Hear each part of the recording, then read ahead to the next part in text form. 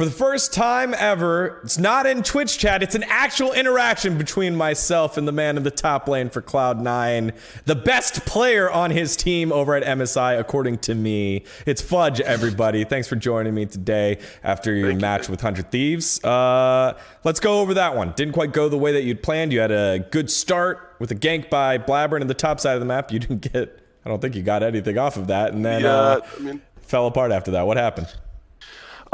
So I guess, first of all, what happened in the game was, I guess bot lane trades were going pretty badly for our bot lane, from what I remember, and we were actually, like, I think we were really lucky that nothing actually ended up really bad out of that. I think Blabber could have possibly gotten double crabbed, or they could have gotten dove. And then next, obviously, I think Someday died to a gank to Blabber. I thought Blabber had a really good timing to gank him because he was obviously, like, not respecting, and he was playing as if he thought that my jungler wasn't there. Like 30 seconds prior, so I saw Blabber called for it, and I think it was a really good gank. Directly after we killed him, I think I called to like push the wave, which was really, really bad. I should have just like not pushed the wave because we ended up sharing a lot of XP, and Renekton actually got like slightly ahead in XP because of that. But I still think like the game was fine after the like sharing XP and stuff. But the main thing I think that like really put us behind was fighting Herald like 3v3 against Renekton, Volibear, Azir as Lee Sin, Kindred, Lulu. Yeah. I think I'm 99% sure that we should lose. I think that we also misplayed though. We mistimed Lulu and Lee Sin ulti, and we used both of them at the same time to stop the Volibear from flashing in. We misplayed the fight a little bit, and then we ended up getting like double killed, and Azir got ahead because of that. I lost like multiple waves, and Renekton got like basically a whole level ahead of me. And then after that, I think the game was slightly hard to play out. I think it was still playable, but it was definitely we were definitely in a bad position from then on. Yeah, so in that case, not necessarily a bad execution. It was a bad decision up there. Yeah, I would say that it was a bad decision in the first place, but we definitely misexecuted as well. Gotcha. One thing that the casters were talking about on the desk was this nice 10th pick from Abdog, the Azir that came on in and very much countered what Kindred does. You're able to just sweep them right on out of the ulti and then pick them off, and that happened multiple times. Was that something that did catch you guys off guard? I think we were actually sort of expecting him to play Azir. We banned Syndra because obviously Syndra was also a champion that's very good into Kindred, Lulu, Lee Sin, slightly bad into Varus, same as Azir. I think also slightly bad into Varus, but generally pretty good against other champions. I think Azir was something we expected, but I think it was definitely a very good pick by them. I think it was probably one of their better picks that they could have picked for matchup and for the game in general. I think the only champion that Azir is slightly bad against would be like a fed Varus. So yeah, I think it was a very good pick by 100 Thieves. Something else that has been discussed by the casters, and I was starting to agree with it, and this was the game that I needed to decide on, which was there's a, I guess, changing of the guard right now in North America, where it was you, by far you, and Team Liquid there at 1-2, and then you had 100 Thieves and TSM couldn't get out of their own way. And now it seems like TSM have found the power of friendship, and 100 Thieves was built upon that, and then they just had the friend that everyone likes now insert in the mid lane instead of Tommy Boy or Damonte in the form of Abadage, and they're the ones that are taking the lead now. Do you feel that, or is it still just like a game-by-game basis for y'all?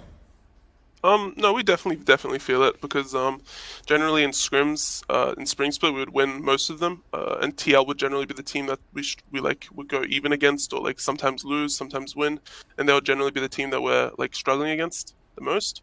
Nowadays, we scrim against like a lot of different teams, and I think especially this week of scrims has been pretty like not like terrible, but we're definitely like losing more scrims than we're used to. And we can definitely feel that other teams seem to have improved a lot faster than we had in the past like 2 months or so. And it seems like they are definitely. It definitely looks like 100 and TSM are probably like the two best teams right now. And then it's like I guess us, TL, EG, CLG, and it's like sort of like mixed up based on like it feels like on an off day like each team can win. You know, like it depends on the day almost. Right. Well, you know, one reason why scrim results might have changed from Spring Split to Summer Split was the big move. King came on in, played in the bottom side of the map, Sven went down to Academy. What can you say about that move for both sides, both the benefits and positive of having King there and the benefits and positive of having Sven back? I think Calvin, which is King. Obviously a pretty long time friend with him because we played on Mammoth together. In you get to call him Calvin. Yeah, I see. I mean, he likes us calling. I don't call him King. I'm never calling him King ever. Okay. But Calvin, basically, he was very I think he brings he's very quiet, and I think he sort of just plays his own game, and I think it allows us to, as the other players, to sort of figure out what our weaknesses are, because I think Sven covered a lot of our weaknesses as a team. I think especially gameplay-wise, I think Sven is obviously better, right? But I think that the benefit of having Calvin was that we were able to obviously see the value of Sven as a player, and also we were able to expose our own weaknesses as the other players on the team, because we didn't have Sven there. Obviously, I can't say as to why Sven did get benched, but I do think that the public in general kind of overreacted on. They were sort of almost blaming King, and I think some people were just saying that Sven is better and maybe Sven would impact the games more, which might be true. But I think for the people that were just saying King was outright losing us games, I think it was completely false. I think the other players, me, Blabber, Luca, especially, I think we were making a lot of mistakes in these games. And I think that was sort of what was causing us to lose a lot of the games with King. So yeah, I think just the public reaction in general to how King played was very over-exaggerated. I think that's very noble of you to step up and say that. And I know that a lot of the general public said that. I also know that a lot of the experts that I listen to fought against that kind of thing. One that comes to mind is Tim7 Houston. He was very much on the hey, analyst asks, you don't have a lot of time, I understand, but let's go ahead and categorize and give some context on why King was being put in some of these positions, and let's highlight some of the other mistakes that were happening. And that's what I want to get to now. Why were some of these individual mistakes happening by some of your teammates that have been there for a while when you guys just came off of MSI and things were rolling? It just feels hey, we're starting to, there's just these uncharacteristic mistakes from the likes of Perks, from the likes of Blabber, who's lost form. I can't really tell exactly why it happened. Sure. But I do think that a lot of the mistakes aren't necessarily new. I do think that a lot of the mistakes, everyone basically making the mistakes, are not necessarily it's not necessarily a really new thing coming into the split. I still think we were making a lot of similar mistakes in spring, and even in spring, I feel a lot of people remember us as winning, right? But it's not we were completely destroying the league. It's not for example, C9 in spring split last year that was just completely destroying the league in spring, and it felt they had no weaknesses. Except for occasional games. I do think that a lot of the mistakes we're making are still have been exposed before, and they sort of just resurfaced. And we still need to figure out ways to combat these mistakes, basically, internally. Gotcha. Let's turn our focus to your position now. The Alphari stuff, the TL stuff.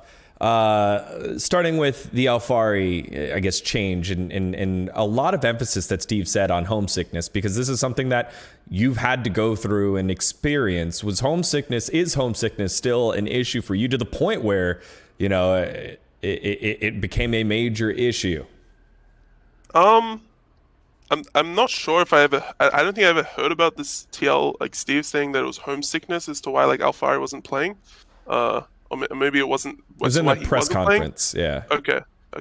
So, if that was the case, I feel that might be slightly misleading. I don't think that Alphari, I don't think that's the reason why he was benched, and I do think that the decision was very likely a mistake on the part of the management. I'm sure that he probably did something that would have annoyed them, but I don't think that.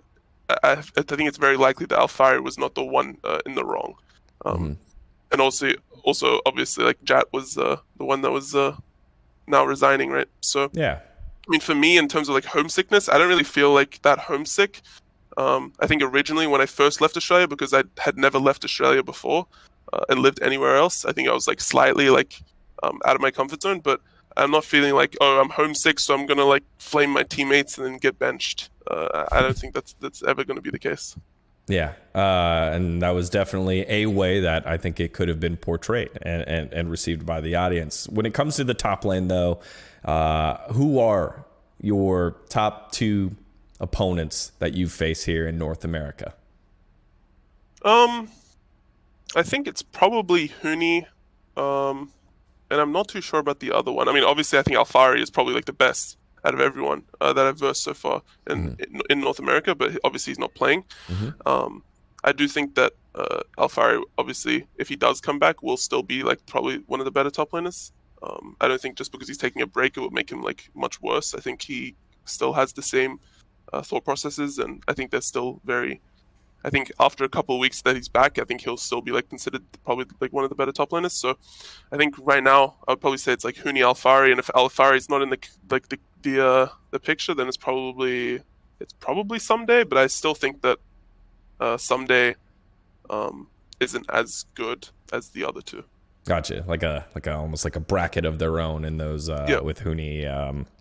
Alfari. Well, I would say that Alfari is probably just in another bracket than Huni, to be honest. I think me and Alfari are better than Huni and Someday, but I do think that Huni is probably like much closer to Alfari than Someday. Gotcha. To close things out here, what in I guess in a simple way, what is the thing that you've been focusing your personal improvement on over the last I guess since the beginning of the summer split that has had change here where it's like, hey, we're not even like working out in the same way because we have different parts there. How have you been able to work through that, and what specifically have you been working on? I think specifically I've been working on the way I say things in game. I think a lot of the time I don't say things directly to people, and if people find it hard to actually hear what you're saying. Like, for example, a lot of time earlier in Spring Split, for example, I would say like, oh, the enemy top laner has moved, but I wouldn't say like a name, and people would generally not hear it. And obviously I still think that like I shouldn't necessarily have to say that they have moved for us to like look at our map and tell, but I think it helps a lot. And recently I've been working on like the way I'm saying things and what I'm communicating now. I would obviously call out names to the people who I'm directing like the information at. And also for my own like individual gameplay, I've been like trying to understand jungle a lot more, because obviously there was some like jungle changes coming into summer compared to MSI, and the jungle meta has definitely changed a little bit. And I'm trying to understand jungle and the way they're pathing a lot more now, and I'm playing a little bit of jungle and solo queue, stuff like that. And I think it's really important for laners in general to understand jungle, and I think it's really important for jungle to understand lane as well. So that's why I've been working on jungle quite a bit for myself.